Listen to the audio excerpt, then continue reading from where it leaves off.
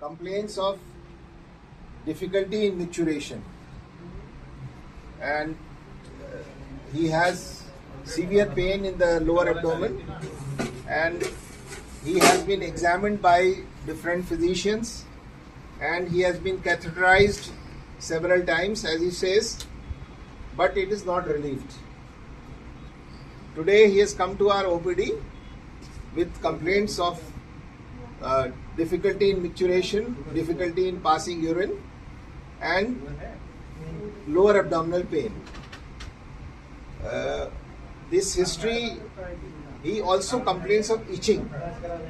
So we have tried to elaborate upon this history, and considering his age, we also want to know whether he is suffering from benign prostatic hypertrophy and or carcinoma prostate, and sometimes bladder carcinoma can also mimic, but of course there is no history of hematuria in this case. So in the history, he also, when we took a detailed history, he also told us that he was having pain in the right hypochondrium for last 2 years. So this pain was off and on, and it was relieved, and he did not consider it as significant, and he ignored it. But this time when he has come, he is not complaining mainly of the right hypochondrial pain, but of the urinary complaints. Now we will take a more detailed history, and in that we have found that patient has itching, he has clay colored stools, and he has off and on pain in the upper abdomen. And recently he has, some relation have observed that his sclera is yellowish, that is, he is jaundiced. So now when you summarize the whole thing, it appears that the symptoms are related both to the hepatobiliary system and the urinary system. So now the aim of history taking in any patient is to know the system involvement. So from the present history which we have gathered from this patient, two things are very clear.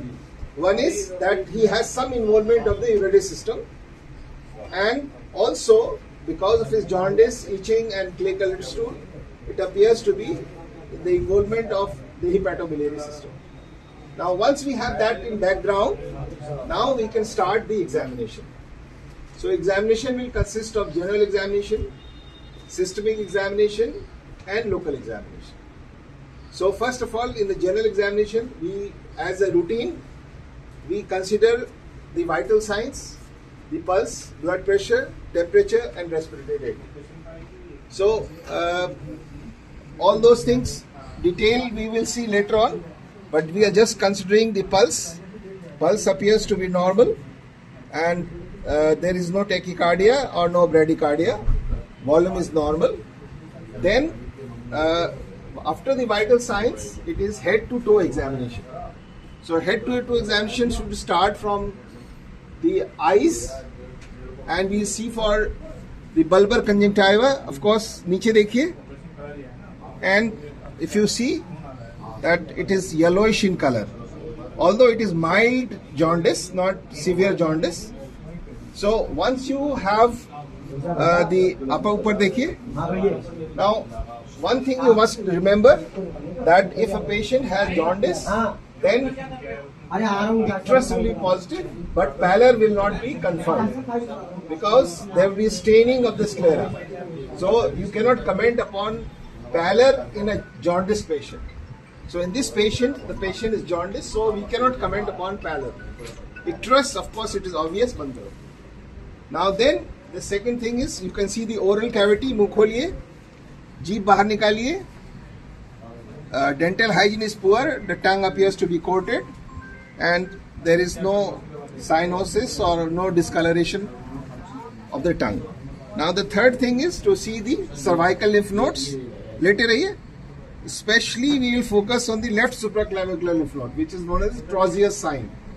So in this case, the left supraclavicular is not enlarged, neither the vertical chain nor the transverse chain or the vertical chain, it is not appears to be enlarged.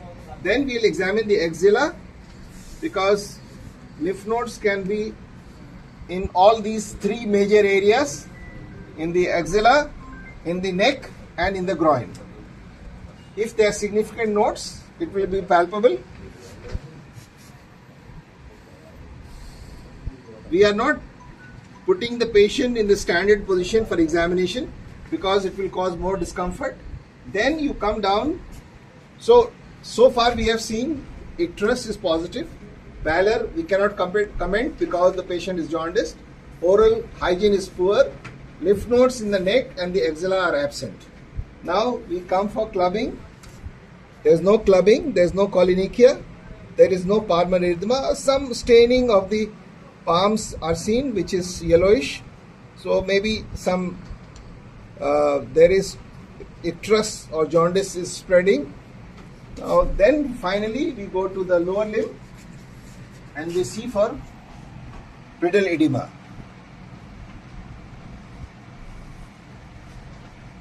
In both the limbs, there is mild pitting on the shin. There is pitting, so there is edema. On this limb, there appears to be engorged veins. बाबा नीचे खड़े हो जाइए. You see what all खड़े हो जाइए. इसमें खड़े हो जाइए. ऊपर कीजिए पजामे को. टॉर्च दिखाओ वहाँ पे. See that? So this patient is an example that a patient may have multiple ailments, and if you are not taking proper history, if you are not examining, you can see what can happen. You will miss on these large tortuous veins, typically involving the medial side of the leg and up to the thigh, which is the great saphenous vein. So increased varicosity is there on this side. So this is just on inspection, palpation, the general examination. बैठ जाइए. इसकी photo low.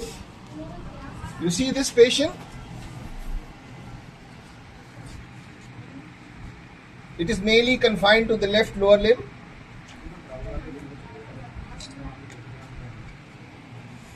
And this is our patient who came only with simple complaints of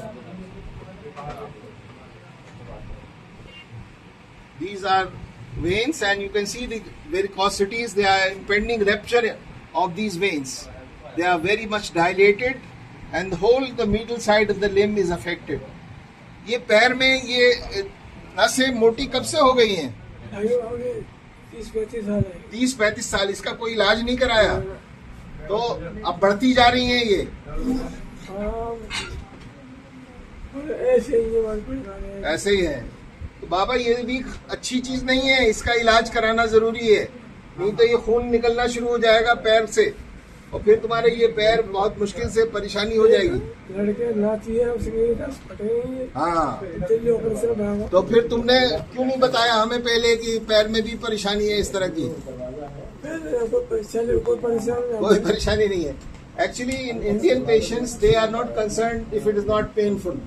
So this is a major deficit in this patient, that the whole of the left lower limb is affected and large varicose tortuous veins are present, but he is not concerned. This lasts for 30 years. But they are now in a very dangerous state, and any of them can rupture and they can be severe bleeding, and there will be many other complications related to that. So our focus on general examination was to see head to toe. And in the head to toe examination, what we have found? We have found 2 or 3 important things. One, we have found that patient is having icterus. Second, there is some pedal edema, and there is a varicosity. So if we had not examined this patient, we have just relied on the ultrasound and CT scan, we would not have seen these findings, and hence we would have concentrated on the treatment of the whole patient. What is important is you have to treat the patient, not the disease. So now with this history and now the general examination, our area of examination would widen up. because now previously from the history we had concluded that he has involvement of two systems. One is the genitourinary system and the hepatobiliary system. Now with the examination we have found that the varicosity of the lower limbs, and so he has got another system, venous system is also involved. So now let us come back to the patient as on examination of the abdomen, because we want to confirm what is the cause of the urinary system involvement and what is there in the lower abdomen. Gloves please.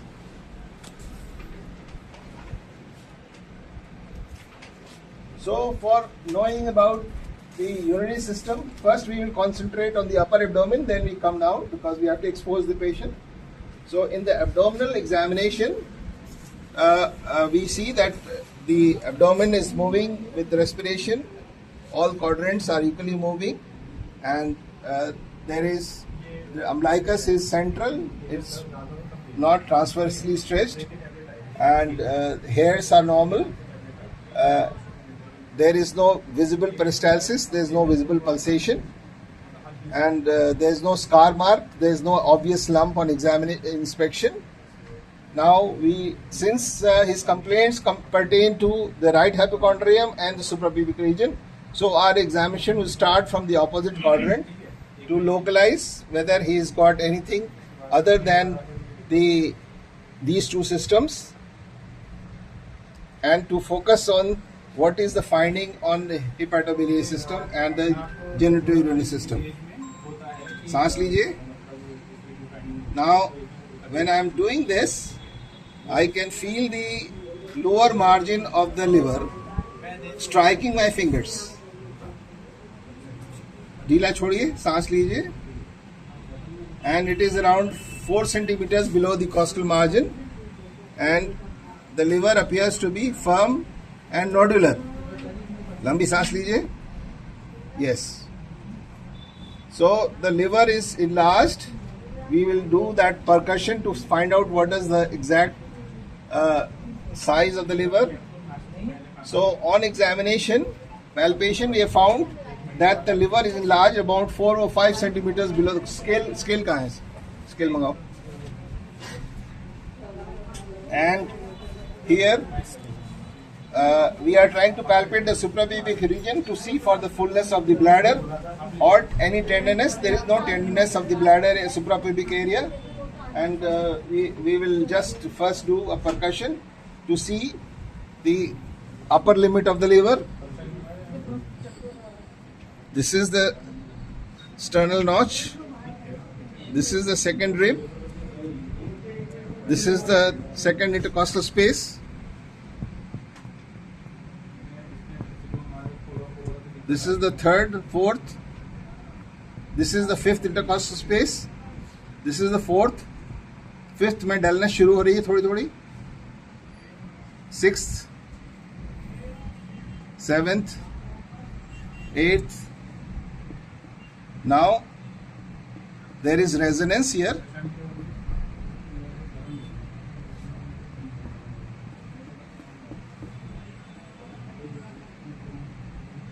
There is dullness here. So in the costal margin, there is dullness in the epigastric area, whereas on the right side it is resonant and dull.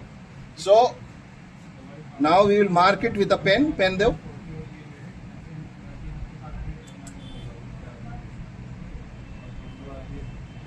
सांस लीजिए.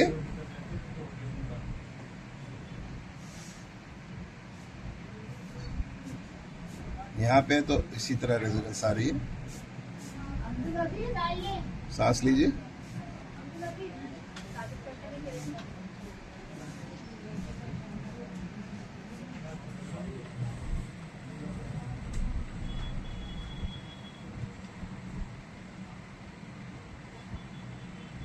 So we see that scale line.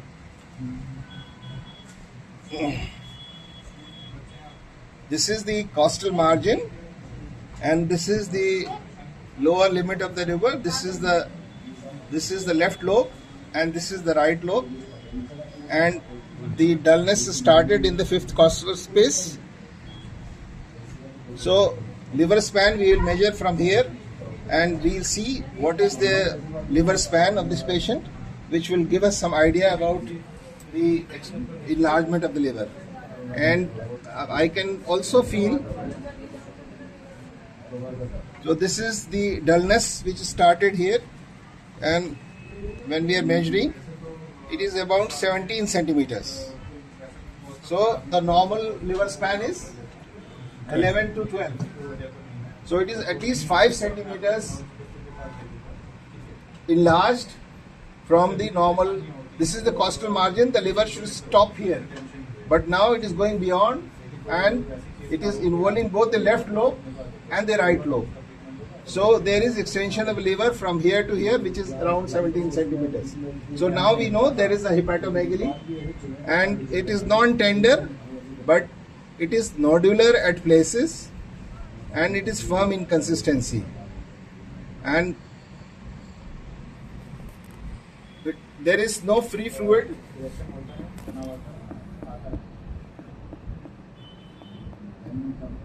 करवट ले लीजिए उधर.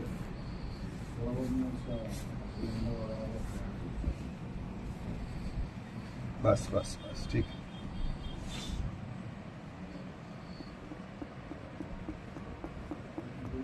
So it is resonant all through. So सीधे हो जाइए. So now in the examination of the upper abdomen, we have found that on inspection there is no lump or no swelling, no hepatomegaly, but on palpation and percussion we have found that the liver is enlarged in the mid-clavicular line, and it is around 5 centimeters from the costal margin, and the liver span is around 17 centimeters.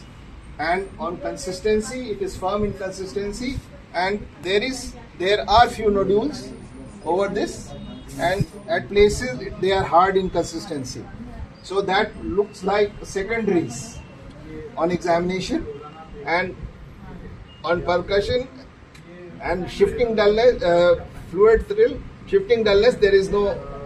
Now you like to examine the genitalia and do a PR examination to confirm the presence of prostate and any disease related to the urinary system, because his chief complaint was difficulty in micturition, and he has been catheterized also multiple times. So the chief complaint is of course related to the urinary system, but we have found on examination. अब इसको नीचे का हिस्सा देख रहे हैं आप, लेटे रहो. So on examination you have to focus on the meatus. इसको मत देखो, फोटो मत करो. And then the meatus appears to be normal. There is no phimosis, there is no paraphimosis. Meatus appears to be normal. पेशाब की धार ठीक आती है. And the urethra appears to be normal. The genitalia also appears to be normal. And खांसी है मुंह उधर करके. There is no cough impulse. ठीक है. No, neither umbilical nor the inguinal. ठीक है. So on examination of the external genitalia, everything is fine, nothing abnormal. अब PR तो कर ही लिया है ना. PR is finding haemorrhoids. PR में हेमरॉइड कहाँ मिलते हैं? प्रोक्टोस्कोपी. करवट लीजिए, करवट लीजिए. भाई ग्लव्स चलिए दीजिए. नीचे आओ, नीचे सर को उसका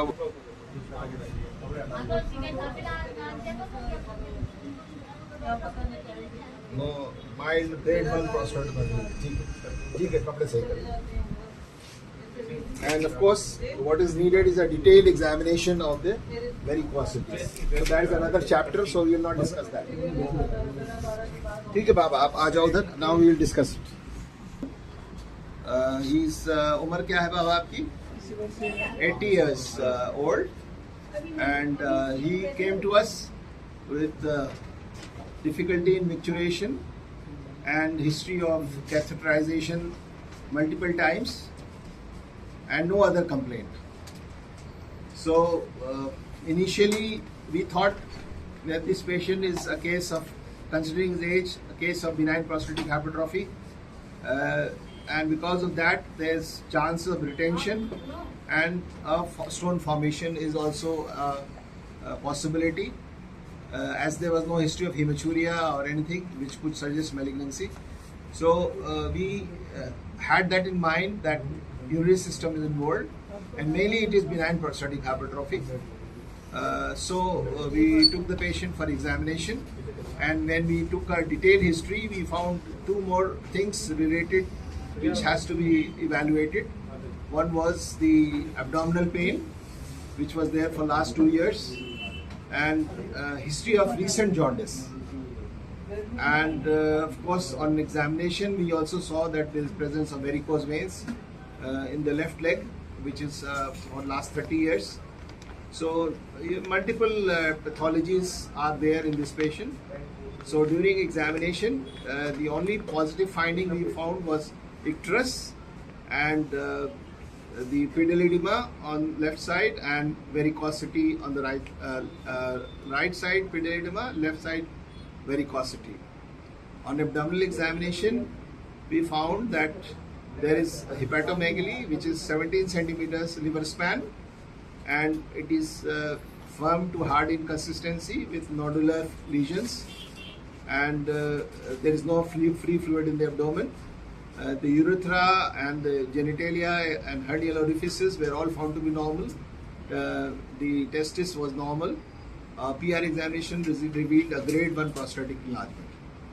So fine, and of course there is definite varicose veins.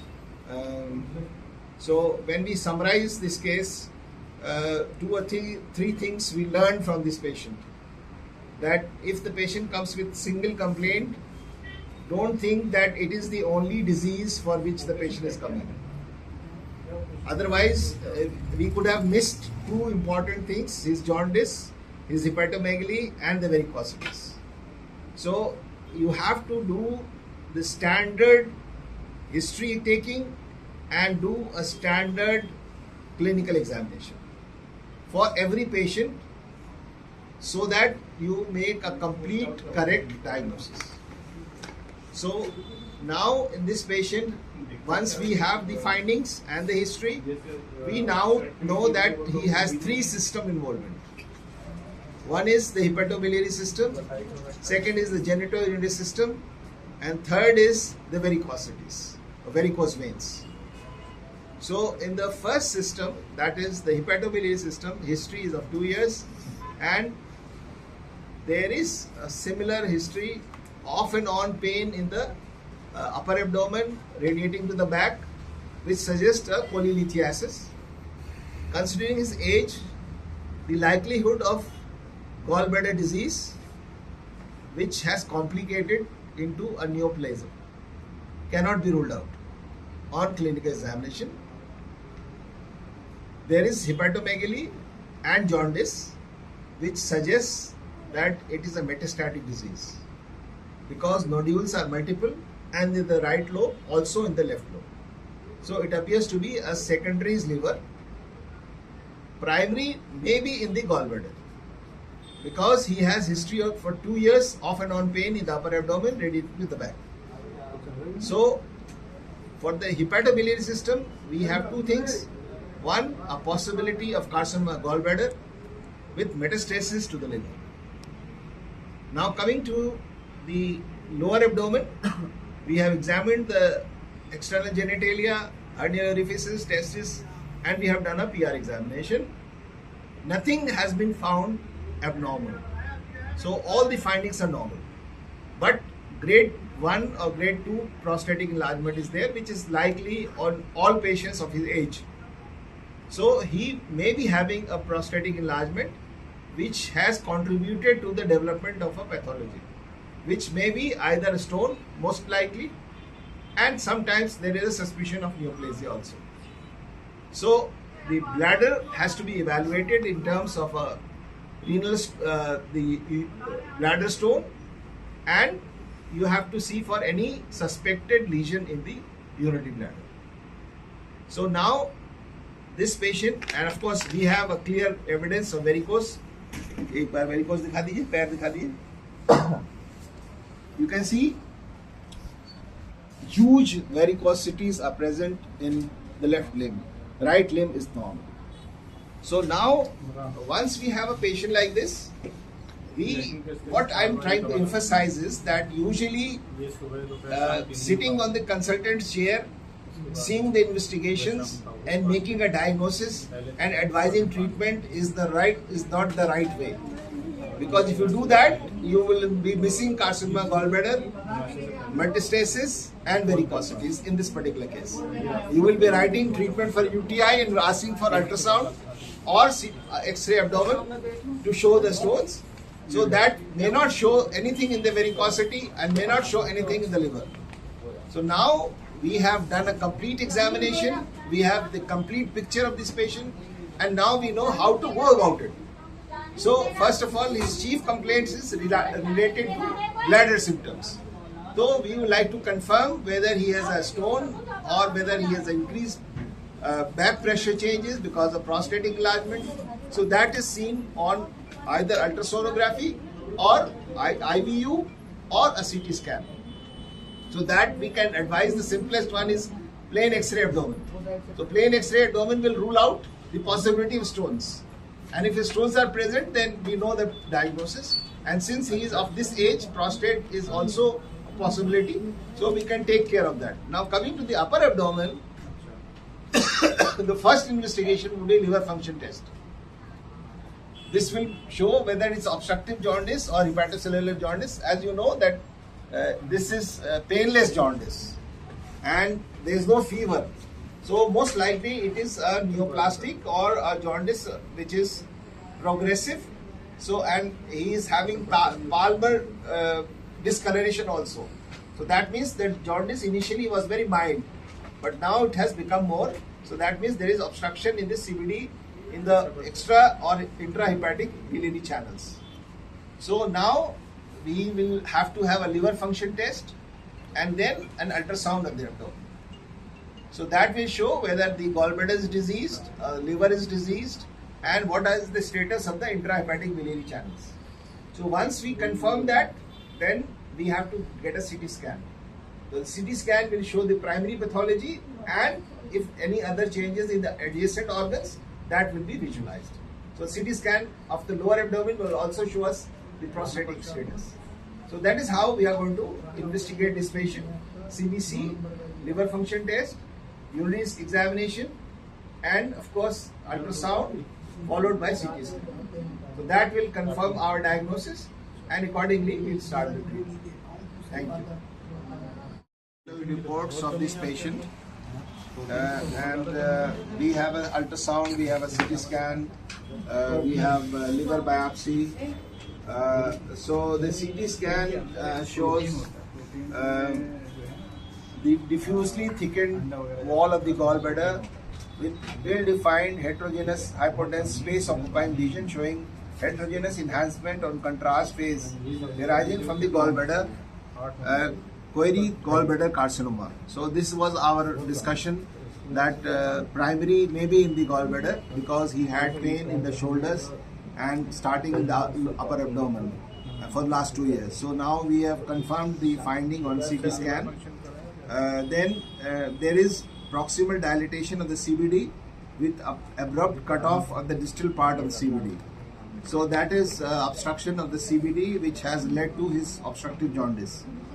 And renal concretions with a renal cyst is there, and bulky bilateral adrenal glands are also seen, and multiple conglomerated hypodense space occupying lesion in the lumen of the urinary bladder as described, likely a urinary bladder calculi. So all those findings which we discussed on clinical history and clinical examination are present in this CT. That means he has a gallbladder carcinoma and there is metastasis to the liver and also pressing over the CBD which may have resulted in the jaundice, and also the urinary bladder has multiple stones. So now that is confirmed and the gallbladder biopsy has been done which also shows malignancy. So now what